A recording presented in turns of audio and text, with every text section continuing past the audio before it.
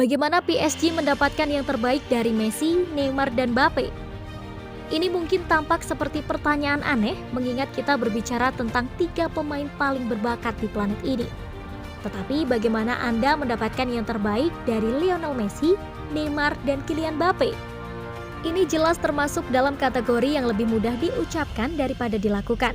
Sampai sekarang itu adalah masalah bagi football manager dan juga pemain FIFA. Itu adalah salah satu debat yang Anda lakukan dengan teman-teman di mana keseimbangan tidak penting karena ya semuanya teoritis. Namun itu adalah teka-teki yang sangat nyata walaupun positif bagi Mauricio Pochettino. Bos PSG membuat iri setiap manajer lain di dunia sepak bola.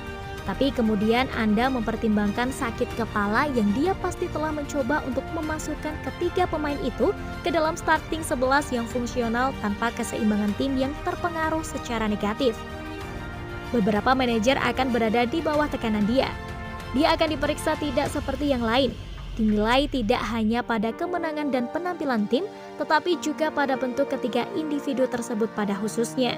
Jadi kami pikir kami akan menempatkan diri pada posisinya dalam upaya untuk mengetahui bagaimana tepatnya Anda bisa membuat trio itu menembak tanpa pengorbanan apapun. Sebagai permulaan, kita sudah tahu bahwa Neymar dan Mbappe mengerti cara bermain bersama. Pemain asal Brazil itu memulai dari sisi kiri dan memotong ke dalam dengan sangat teratur, sedangkan Mbappe telah ditempatkan di area yang lebih sentral meskipun ia nyaman melakukan drifting ke area yang luas untuk terlibat. Di atas kertas, Messi akan cocok di kanan depan. Disitulah dia menghabiskan sebagian besar karirnya dan inilah mengapa sesuatu perlu diberikan. Di Maria digunakan di sisi kanan musim lalu dan dia menghabiskan waktu di sana dengan penampilannya yang terbatas sejauh musim ini. Jika Anda ingin melihat bagaimana PSG menggunakan sayap kanan mereka, dia adalah orang terbaik untuk menilai. Seperti yang Anda lihat, pemain internasional Argentina menghabiskan banyak waktunya di area yang luas. Hal ini berbeda dengan yang biasa dilakukan Messi saat digunakan dalam peran tersebut. Pemain berusia 34 tahun di Camp Nou diberikan kebebasan untuk menepati area yang biasanya dikaitkan dengan gelandang serang meskipun ia bermain di posisi kanan. Lisensi untuk menjelajahi inilah yang memungkinkan Messi menjadi Messi. Di dunia yang ideal, PSG ingin meniru itu. Tapi dia melebar ke area yang biasanya ditempati oleh Neymar. Jika Anda ingin Messi dan Neymar memainkan permainan alami mereka, sesuatu harus diberikan. Ini sesederhana itu. Dinamika itu langsung di Barcelona dengan Neymar muda menerima perannya untuk membantu Messi. Paris adalah kota Neymar. Pada usia 29, pemain termahal di dunia tidak akan mau menerima peran yang lebih rendah untuk mengakomodasi Messi, tidak peduli seberapa baik persahabatan mereka. Namun, karena itu PSG belum menandatangani Messi untuk menjadi beta siapapun.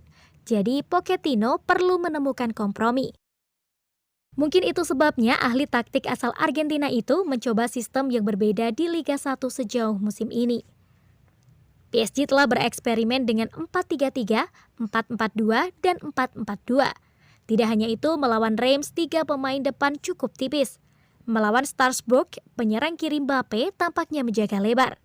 Pochettino menggunakan Di Maria dan Julian Draxler di sebelah kanan. Hasil mereka ketika dalam peran itu tidak terlalu berbeda dengan apa yang rata-rata Messi selama musim terakhirnya bersama Barcelona. Jadi sepertinya tidak akan ada penyesuaian besar pada nomor 30 baru yang masuk di sebelah kanan. PSG terbiasa memiliki pemain di posisi itu yang melihat banyak bola dan memiliki banyak sentuhan di area penalti lawan. Itu tidak berarti transisi harus mulus, tetapi tidak akan sedramatis jika Di Maria hanya rata-rata 30 operan dan PSG harus menemukan cara untuk mengakomodasi Messi rata-rata 60 misalnya. Kesediaan Pochettino untuk mencoba sesuatu yang berbeda dengan bentuk dan peran para pemain yang memungkinkan Messi dan Neymar untuk main berdampingan di lapangan yang sama. Lebar akan datang dari fullback, itu sudah pasti. Jika Neymar dan Messi sama-sama muncul di area tengah, maka mereka yang berada di lini tengah harus bertindak sebagai penyeimbang untuk melindungi tim selama pergantian. Salah satu yang terbaik dalam melakukan itu adalah Gini Wijnaldum. Untuk sebagian besar karirnya di Liverpool, ia bertindak sebagai penjaga untuk Andrew Robertson dan juga Sadio Mane di sebelah kiri. Dia adalah seorang fasilitator. Marco Verratti juga bisa melakukan itu, sementara Idrissa Gueye dan juga Danilo Pereira sama-sama hebat dalam merebut kembali penguasaan bola dengan rata-rata lebih dari 4 intersepsi per 90 musim lalu. Sepak bola adalah tentang struktur dan pengulangan. Tim terbaik sering berbicara tentang ritme dan juga pengulangan. PSG mungkin harus sedikit longgar dengan itu jika mereka ingin mendapatkan yang terbaik dari dua pemain paling kreatif di Eropa. Kita mungkin melihat lebih banyak peta posisi rata-rata seperti yang ada di pertandingan mereka melawan Reims, dengan kedua penyerang yang melebar cukup dekat dengan penyerang tengah. Itu memungkinkan Messi dan Neymar untuk menguasai bola di area yang bisa menjadi efektif. Lebarnya berasal dari fullback dan kecepatan Mbappe menjepit bek tengah sampai batas tertentu, itu bisa jadi serangan yang sempurna.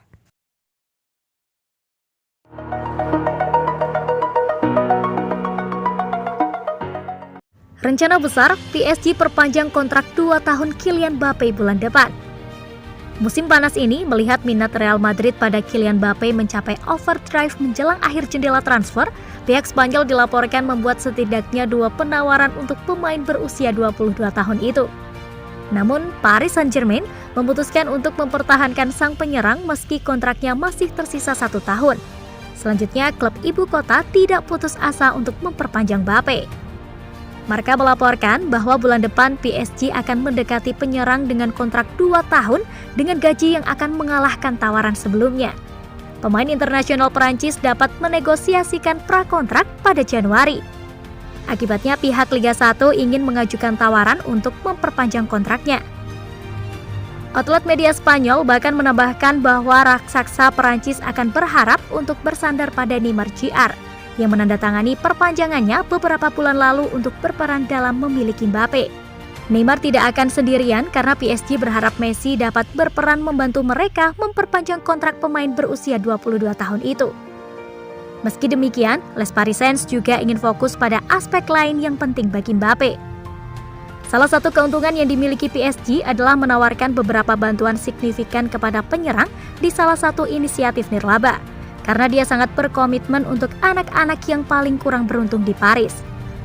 Pemerintah Perancis juga terlibat karena Marca merinci bahwa Presiden Perancis Emmanuel Macron telah mengirim pesan teks pribadi untuk membantu membujuk pemain agar tetap tinggal. Politisi itu telah menyatakan di masa lalu bahwa Mbappe harus tinggal di Paris karena dia adalah contoh bagi anak muda Perancis.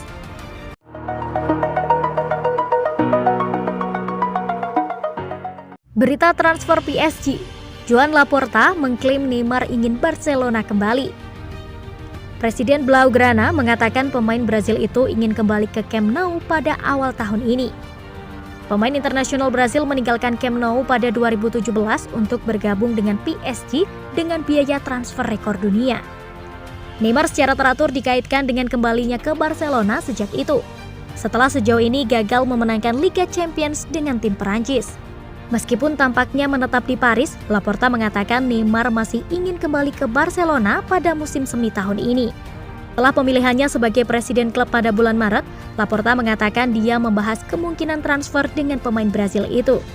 Kami mencoba mengontak Neymar, kata Laporta kepada TV3 dalam wawancara langsung.